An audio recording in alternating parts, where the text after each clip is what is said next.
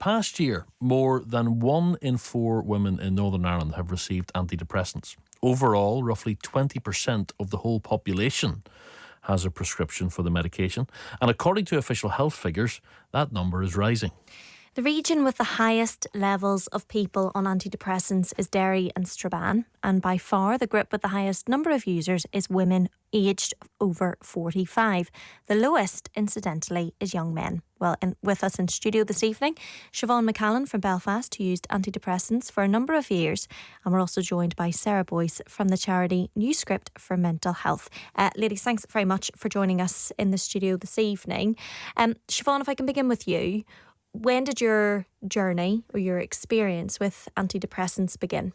So over 2 decades, I've had sustained health issues, mostly acute health issues that were fixed with surgery. In 2016, I took sepsis and it was a life-changing experience. I had to medically retire from teaching. The things that normally worked whenever you were trying to get better, like eating well, building yourself up and gradually walking around the bed, walking up and down the stairs. Every time I tried to do those things, I'd fall flat on my face and collapse in a heap. As time went on and the symptoms got worse, my doctor thought initially it was post-sepsis or post-viral syndrome. And subsequently we found out there was a virus in my system called CMV. And I was then later diagnosed with ME. ME is a life-debilitating, life-changing illness that you can't see. Chronic pain, chronic fatigue and severe neurological debilitation, often brain fog. Sometimes I'll get very confused when I'm speaking and my words will come out like alphabet soup. I was placed on the antidepressants along with other cocktails of medication due to the fact that my pain was very difficult to manage because of all the acute issues that led to surgery. So it was very difficult to manage, but I was bedbound for mostly the first 4 years, most of the time in the bed and housebound like 95% of the time. So with that comes very serious mental health issues.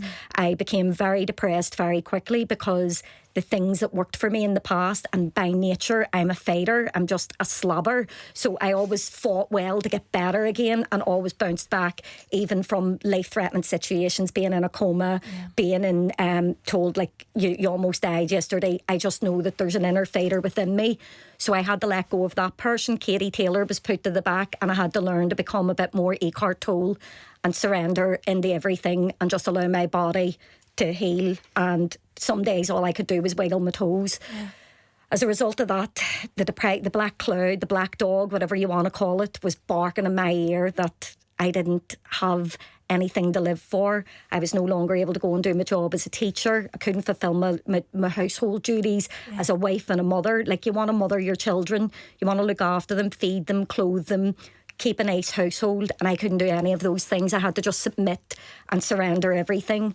So I was placed on duloxetine and sertraline, but at the same time I was on Oxycontin, which is long tech, short tech, cocodamol, diazepam, temazepam, and a blood thinner that I'm on. So there was a lot of medication, but for me, I felt the antidepressants nearly made me worse.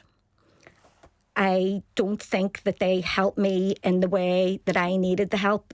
My main issue was I'm a social butterfly and I was terribly depressed. Your life had completely changed. Yeah. And you do find that so often it's when there is a life-changing event or you don't recognise yourself anymore. As you were saying, you wanted to mother your kids, you were a busy person, your words not mine, you're a slabber, you're a Katie Taylor, and suddenly I imagine so much of your identity. It was like grieving yourself, like your old self. And trying to find your way with your new self. I want to bring in at this point, just listening to that, Dr. Nicola Duffy, who's a GP in the Northwest and incidentally the area with the highest level of antidepressant use in Northern Ireland.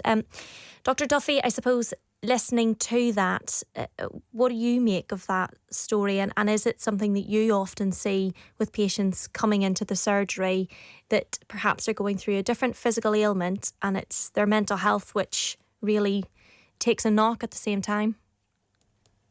I think it's a complicated case, but I don't think it would represent a normal GP consultation, and it wouldn't represent the 1 in 4 or 1 in 5 people that are on antidepressants.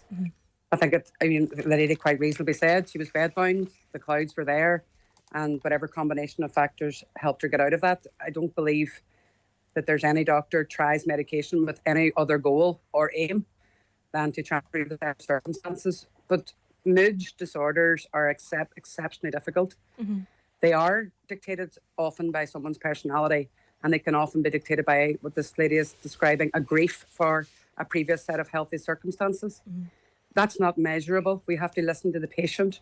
And when we listen to the patient and we try to adapt to the patient, sometimes medication will be encouraged. We as GPs get chastised if we prescribe treatments.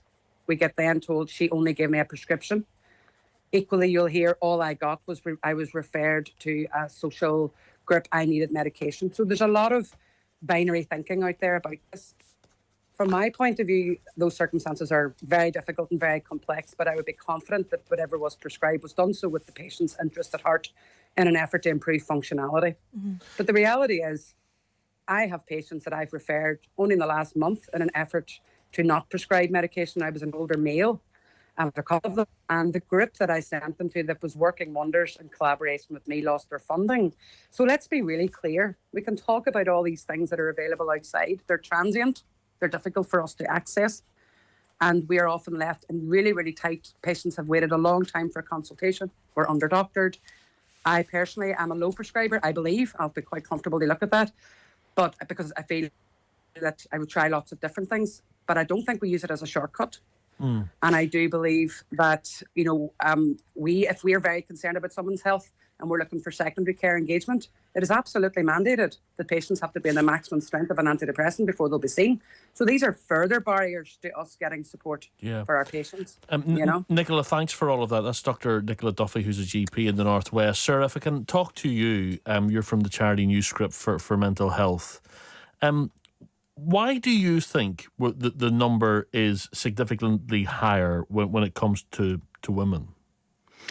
Yeah, I mean, that's something that really needs to be looked at. Antidepressant prescription breakdown, 63% women, 37% men. Yeah, it's very stark. I mean, getting these figures, it's important that we have the data to look at it. But I think what's really important as well is listen to people's stories. So hearing from Siobhan and also hearing from Dr. Duffy up in Derry, just listening to their experience, I think, will help us a lot to really get behind this. So, an important thing to say here, Joel, is that for Newscript for mental health, and I think Siobhan would be saying the same thing, antidepressants are one option.